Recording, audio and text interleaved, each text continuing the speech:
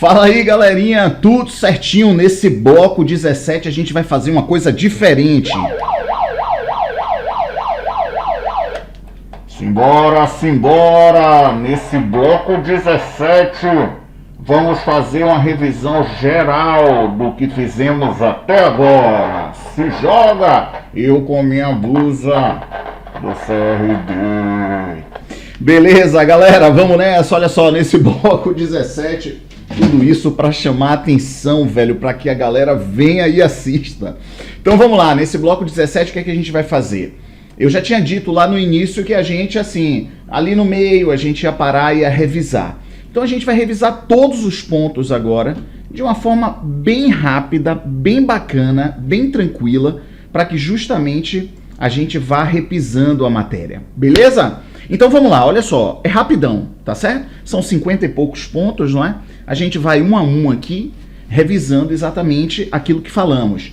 Estamos aqui no projeto Decreto 10.410, tá joia? Olha ele aí, decreto. Eu não vou nem riscar a lousa, tá joia? Para ficar direitinho aqui, para que a gente possa, na verdade, disponibilizar essa lousa e não ficar riscada. Então a gente vai falando aqui exatamente aquilo que a gente está vendo. Bem, no ponto 1, a gente falou justamente da necessidade de se estudar direito previdenciário, de ter as normas nas mãos, não é? Então, Constituição Federal, do artigo 194 a 204, e agora o decreto 3048/99, devidamente atualizado pelo decreto 10.410 de 2020. As leis, olha, a gente pode ter no nosso computador, no nosso smartphone, no tablet, a zorra toda, mas para alguma consulta, digamos assim. Mas dá agora para estudar, ó, utilizando essas duas pontas aqui, a Constituição e o decreto. Esse foi o nosso ponto 1.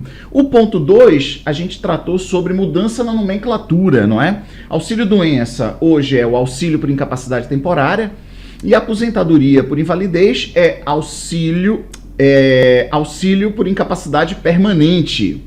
Auxílio por incapacidade permanente. Beleza. Ponto 3, trabalhador temporário. Peraí, auxílio não seria aposentadoria por incapacidade permanente? Eu acho que seria aposentadoria por incapacidade permanente. Peraí, bora ver essa zorra aqui rapidinho. Rápido. Deixa eu ver aqui rapidinho. Que droga é essa? Vamos lá, decreto 3048. Eu escrevi ali auxílio, mas pelo que eu lembre, seria aposentadoria por incapacidade permanente. Seria auxílio por incapacidade permanente? Vamos lá. É muita novidade, é muita coisa. Deixa eu ver se eu consigo acessar aqui. Danou-se. Tudo bem. A gente vai tratar como auxílio ou com aposentadoria ou como aposentadoria por incapacidade permanente, isso não vai fazer muita diferença. Nos próximos blocos a gente vem e reposiciona. Eu escrevi aqui auxílio, mas para mim seria aposentadoria por incapacidade permanente, mas enfim, não importa, a gente sabe exatamente qual é o benefício. O ponto número 3 diz respeito ao trabalho temporário, que todo mundo sabe, é segurado empregado, só que antes na legislação tinha lá 3 meses prorrogável, não é? Com mais uma prorrogação. Agora tem 180 dias mais 90 dias de prorrogação, contínuos ou não. Ponto número 4, ocupante de cargo eletivo. Não mudou nada. Antes tinha assim, federal, estadual e municipal. Agora é federal, estadual, distrital, mas antes o estadual, para mim, englobava aqui o distrital, mas enfim, federal, estadual, distrital, municipal, essa é a nova nomenclatura.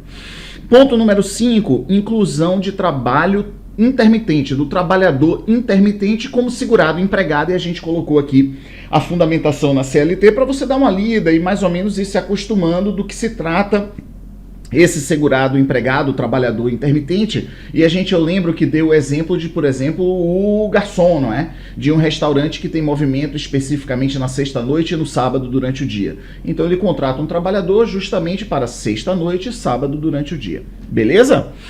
Ponto número 6, doméstico. Aí a gente disse, olha, o doméstico atualizou ali os seus requisitos, conceitos, a zorra toda. O que é mais importante aqui é isso aqui. Mais de 2 dias por semana vai enquadrar como serviço contínuo doméstico, que é a mesma coisa que dizer a partir de 3 dias, não é? Incluindo 3 dias. Trabalhou segunda, quarta e sexta.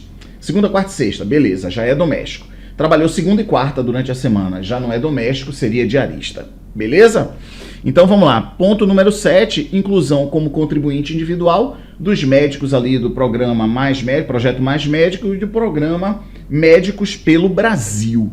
São contribuintes individuais. Aí a gente fez aqui um repente, não é? O repentista, o artesão são contribuintes individuais, tudo certinho.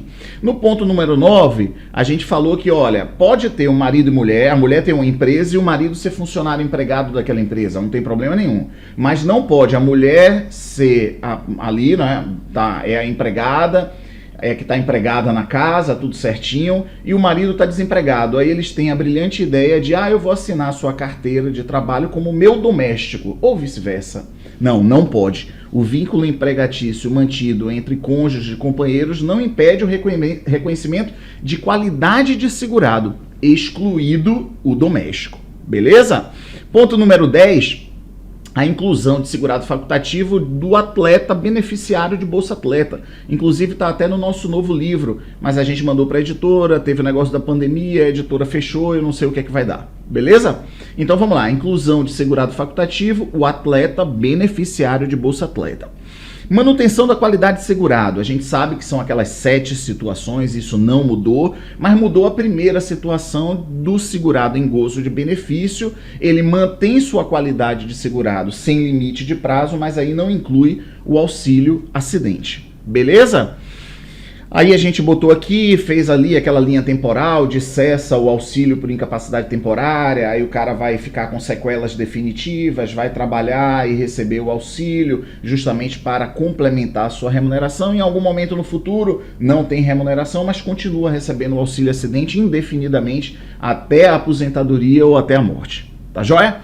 Dependentes. Aí a gente só disse o seguinte: está atualizando o decreto 3048 com aquilo que já estava na lei 8213. Então, tá lá, filho, menores de 21 anos ou filhos de qualquer condição, menores de 21 anos ou inválidos ou inválido, ou que tenha deficiência intelectual, mental ou grave. A mesma coisa para irmão. E aí vai lá e diz, que para ser filho, exclusivamente o enteado e o tutelado. Esse exclusivamente aqui, é para deixar claro aqui, menor sob guarda, tá fora. Bem, pode ser alguma ação na justiça, pode ir lá brigar pelo direito lá na justiça, mas administrativamente para a prova, a gente vai responder, exclusivamente aqui para ser filho, o enteado e o menor tutelado. Joia? Ponto número 13, nova redação para a união estável. Porque antes a união estável era a união, constituição de família, com intenção ali contínua, duradoura, configurada em convivência pública, entre homem e mulher. E a gente adaptava entre homem e homem, mulher e mulher. Aí agora veio e está dizendo o seguinte, a redação é o seguinte, a união estável é aquela configurada na convivência pública, contínua, duradoura, com interesse de constituir família entre pessoas, não mais entre homem e mulher. Pode ser entre homem e homem, mulher e mulher. Beleza? Ponto número 14, início de prova material para comprovar a união estável e dependência econômica. E a gente até colocou aqui, união estável, a gente está falando dos dependentes da primeira classe, dependência econômica do segundo e da terceira classe. Então, beleza, tem que ter início de prova material, só que o início da prova material para a união estável e dependência econômica tem que ser prova material em 24 meses, da data do óbito ou do recolhimento à prisão, é claro, porque estamos falando aqui de pensão por morte, auxílio e reclusão. Joia? Tranquilo? Sim ou não? Então tem que ser alguma prova material aqui, em 24 meses para trás. Não pode pegar uma prova de 10 anos atrás e aí lá fazer o processo. Eu era casada com esse, eu tinha união estável com esse segurado que faleceu. Aí o técnico do INSS diz, comprove então sua união estável, com início de prova material. Aí ela vem, a mulher vem, a companheira vem e diz, eu tenho aqui uma conta de luz aqui, de 15 anos atrás. Não, não vale. Tem que ser em 24 meses para trás. Joia? Lembrando que precisa-se de precisa-se de início de prova material para comprovação de tempo de serviço, de tempo de contribuição. Então é claro que nesse caso não vai ter essa limitação de 24 meses, é lógico. Ponto número 15, exclusão definitiva da condição de dependente. Então, quando o cara for condenado criminalmente, através de sentença transitada em julgado, como autor, coautor, partícipe, tanto do homicídio doloso ou a tentativa desse homicídio. É massa isso aqui, eu lembro que a gente discutiu aqui, meio que aprendendo, assim, pensando em situações, né? O filho mata efetivamente o pai. Então é o homicídio doloso. Então, quando chegar o trânsito julgado, ele vai ser excluído definitivamente. Lembrando que ele pode ser excluído provisoriamente por processo administrativo. Mas aqui, excluído definitivamente do rol de dependentes, o filho que matou o pai. Mas também será excluído o que tentou matar o pai, mas não logrou êxito. Tentou matar o pai e foi condenado por essa ameaça, por essa tentativa, correto? Aí ele também é excluído. Quando o pai morrer e for deixar a pensão por morte, ele está excluído do rol dos dependentes, beleza?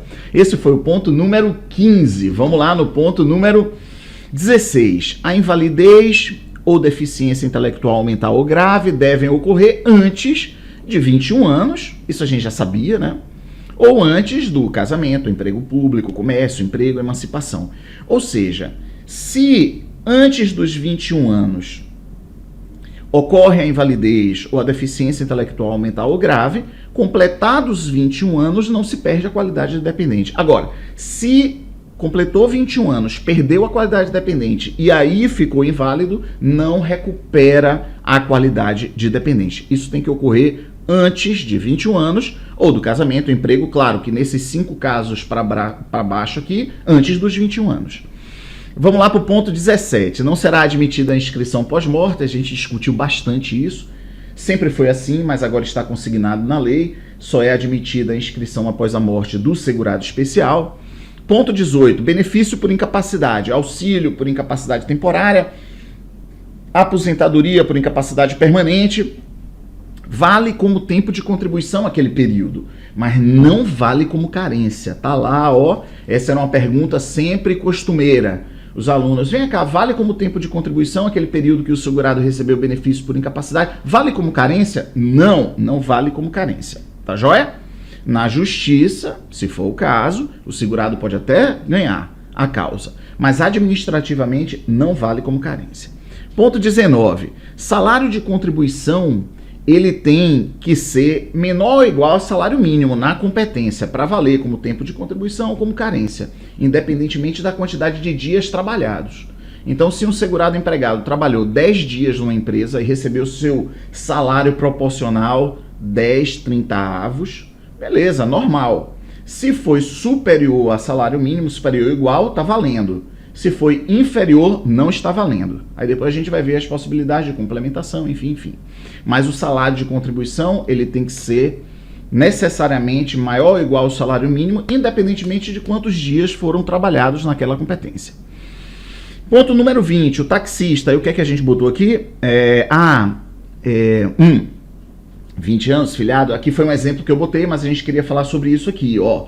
Pode-se parcelar período devido e não pago. Claro que pode se parcelar. E parcela-se no máximo em 60 meses, beleza? Agora, só vai valer aquele período como tempo de contribuição quando o parcelamento for quitado.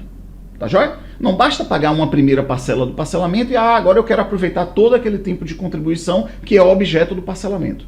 Claro que o parcelamento tem que ser quitado para se reconhecer todo aquele tempo como tempo de contribuição.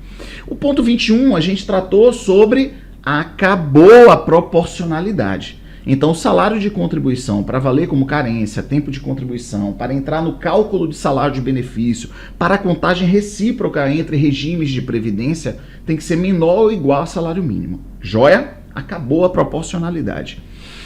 Ponto 22. Se o salário de contribuição ele for inferior ao salário mínimo, pode ali, tem 3 situações. O segurado ele pode ele mesmo ir no banco e complementar a contribuição para chegar no salário mínimo, no mínimo, agrupar os salários de contribuições inferiores ao salário mínimo, digamos tenha 2 competências com meio salário mínimo em uma, meio salário mínimo em outra, junta as duas e então fica 1 mês como tempo de contribuição e carência.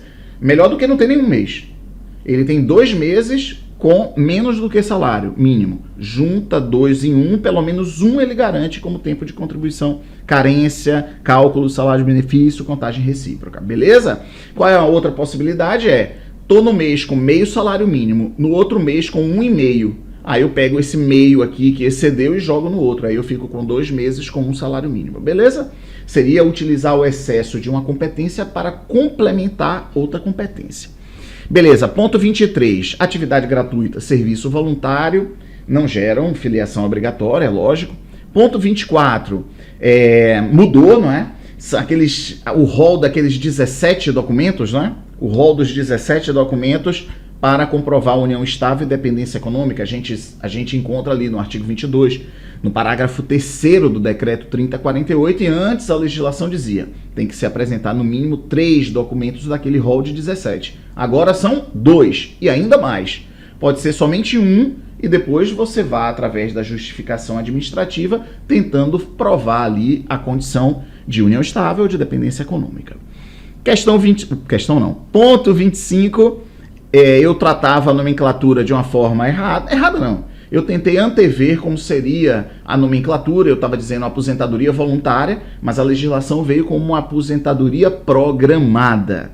Então, houve a fusão da aposentadoria por idade mais a aposentadoria tempo de contribuição e gerou, assim, a aposentadoria programada. Ponto 26, a regra do meio, não é? A regra do meio, o segurado tem a filiação, perde a filiação, mas a vida ela é dinâmica, ele tem uma nova filiação, beleza. A partir dessa nova filiação, o primeiro requisito é observar se a partir dessa nova filiação foi observado pelo menos a metade da carência do benefício que ele esteja requerendo. Quais os benefícios? Salário maternidade, auxílio por incapacidade temporária, aposentadoria por incapacidade permanente e auxílio reclusão. Beleza? Então, portanto, tem que observar como primeiro requisito 5, 6, 12, o que não quer dizer que o benefício deixou de ter a carência de 10, 12, 24. Beleza? Ponto 27 são os prazos de carência 0, 10, 12, 24, 180 e a gente assim colocou aqui, não é? Os benefícios, tudo certinho, fazendo a interseção com a regra do 3321. Vamos lá no ponto 28, doenças graves. Agora elas constam no próprio decreto 3048, eu botei inclusive ali o artigo, ó, o artigo 30, parágrafo 2º, são aquelas 15 doenças graves, né? Doença de Paget, cardiopatia grave, esclerose múltipla, AIDS, paralisia irreversível incapacitante, cegueira, a zorra toda, são 15. É bom ter uma ideia de quais são aquelas 15, é só ir lá no decreto, já devidamente atualizado. É bom ter uma ideia porque questão de prova cobra eventualmente, tá joia? O que é que essas doenças graves elas fazem? Primeiro lenha com o segurado, né? Arromba com o segurado todo. Mas faz com que ele tenha direito à aposentadoria por incapacidade permanente e auxílio por incapacidade temporária sem observância da carência. Vamos lá no ponto 29. Bem, a gente no ponto 29 tratou do salário de benefício, mudou a forma de cálculo. Como é que era antes?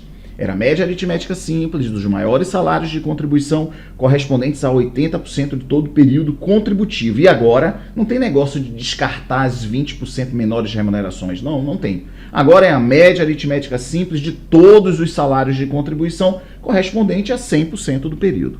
Bem, de 7 de 94 para cá, a gente já comentou sobre isso, o plano real, a zorra toda.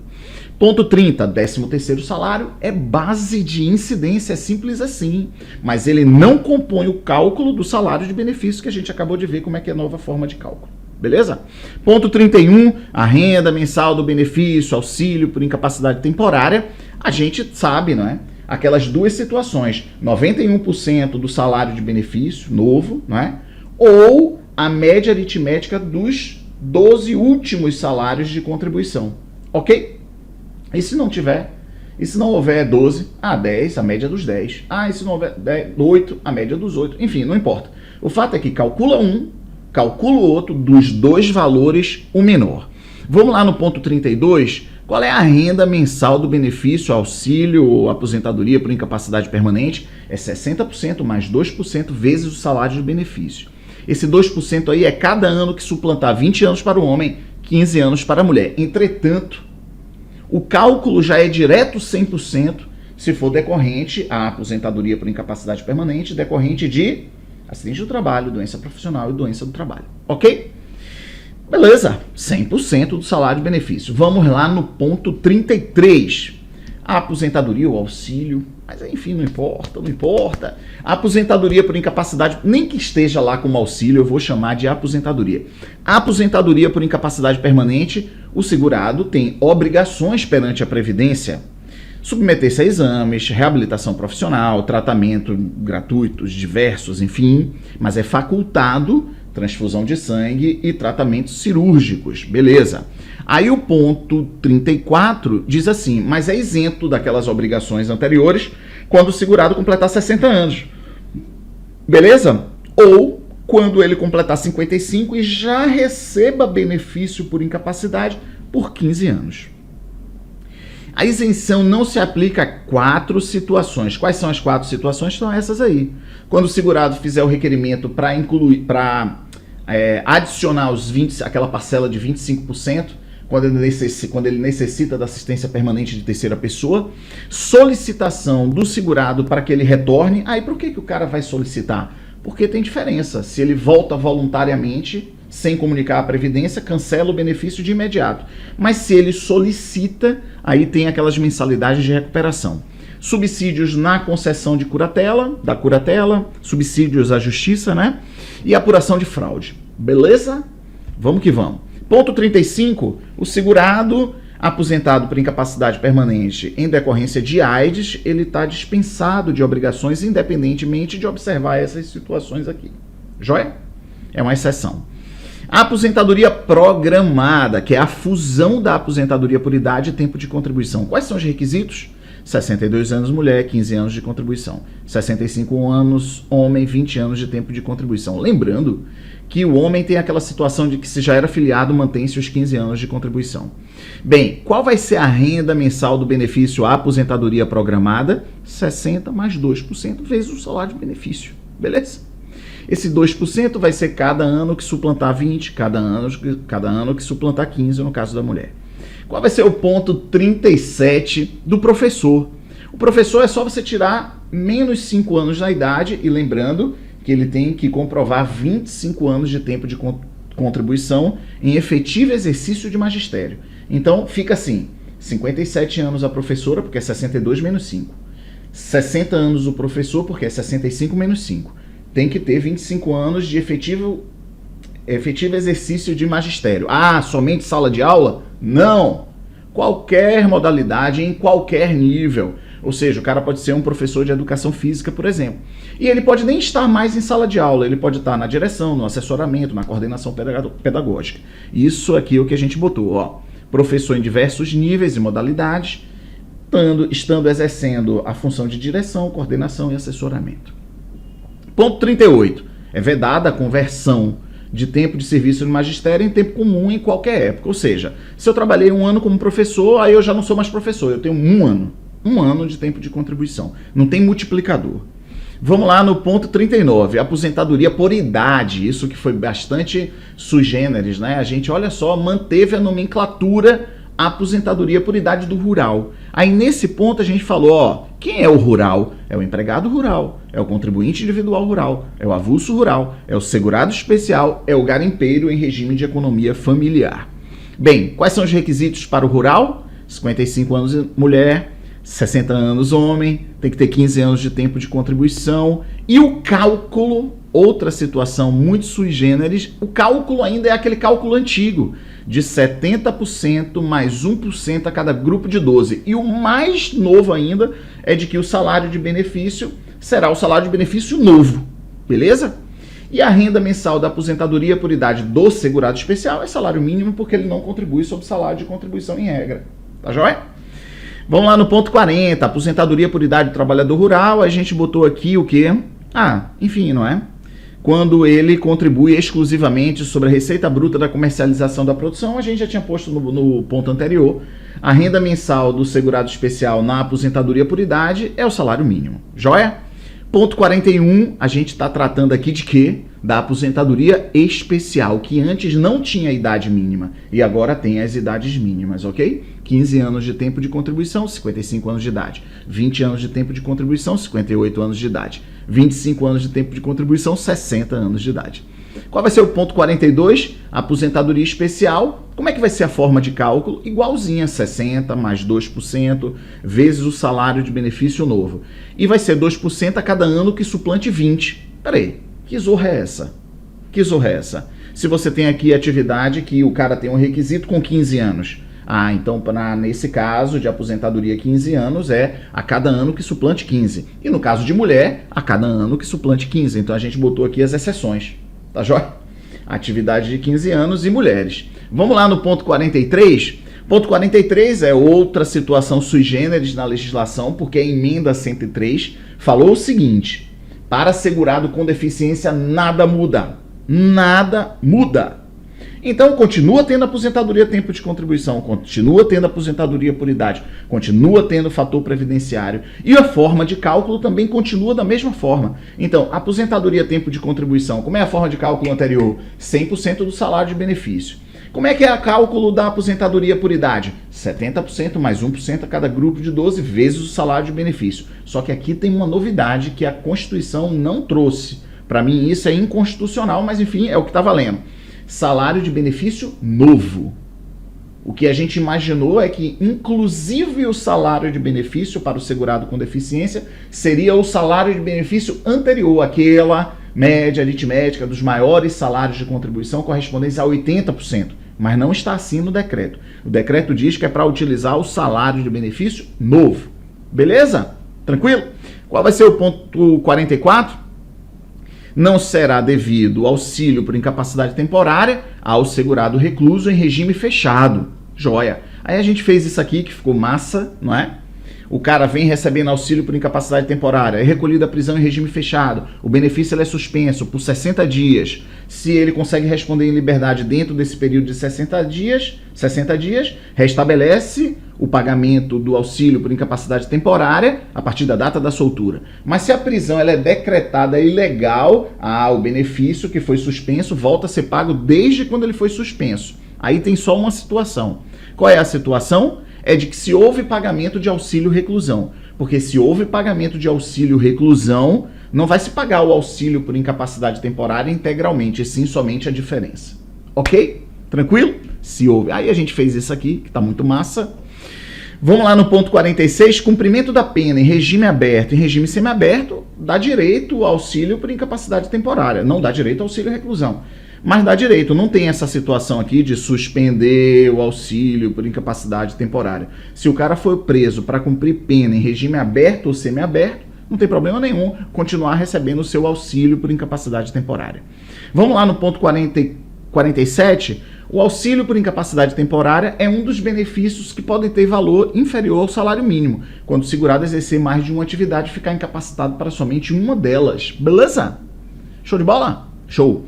Então, portanto, é lógico, isso já estava na Lei 82/13, o segurado em gozo de auxílio por incapacidade temporária pode exercer outra atividade remunerada. Em regra, não pode. Mas se ele conseguir alguma atividade que não tenha nenhuma relação com a incapacidade dele, tá jóia. Então, ponto 49. O auxílio por incapacidade temporária concedido judicialmente ou administrativamente, independentemente da idade, sob pena de suspensão do pagamento do benefício, deve se submeter às obrigações. No caso do auxílio por incapacidade temporária, não tem aquela situação de completar 60 anos ou 55 anos e 15 anos, ok? Não tem, tá bom? Se ligue. Aquela situação é específica para o aposentado por incapacidade permanente, para o dependente inválido, tá joia?